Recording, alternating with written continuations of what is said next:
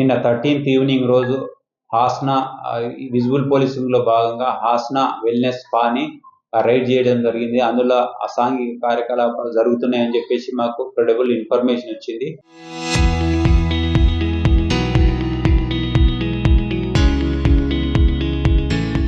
దానిలో భాగంగానే నిన్న స్పాని రైడ్ చేసి అందులో ఒక 18 మెంబర్స్ని కస్టమర్స్ని 15 మెంబర్స్ని ఉమెన్ థెరపిస్ట్లని పోలీస్ స్టేషన్ రావడం జరిగింది. అందులో వీళ్ళు ఏదైతే స్పా ఉందో వాళ్ళు కరెక్ట్ రూల్స్ పాటిస్తలే అదే భాగంగా మేము రైడ్ చేయడం జరిగింది.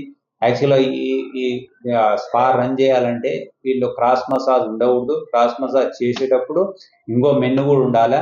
ఖచ్చితంగా ఆ రూల్ పాటిస్తలేరు. అదే కాక ఓపెన్ డోర్స్ ఉండాలా.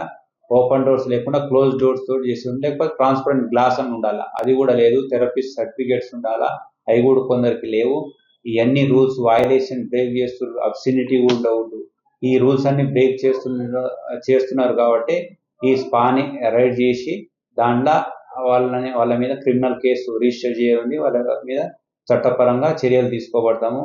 ఇదే విధంగా కేపీహెచ్బి పరిధిలో ఏ అయితే స్పా సెంటర్స్ రన్ అవుతున్నాయో వాళ్ళు హైకోర్టు ఏదైతే డైరెక్షన్స్ దాంట్లో వాళ్ళ రూల్స్ పాటించుకుంటా రన్ చేయాలి తప్పించి కానీ అసాంఘిక కార్యకలాపాలు రూల్స్ పాటించకుండా చేస్తే వాళ్ళ మీద చట్టపరంగా చర్యలు తీసుకోబడతాయి.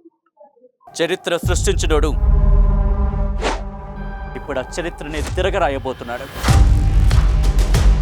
అబద్ధాల గోడల్ని బద్దలు కొట్టి నిజాలను రాగా మీ ముందుంచబోతున్నాడు.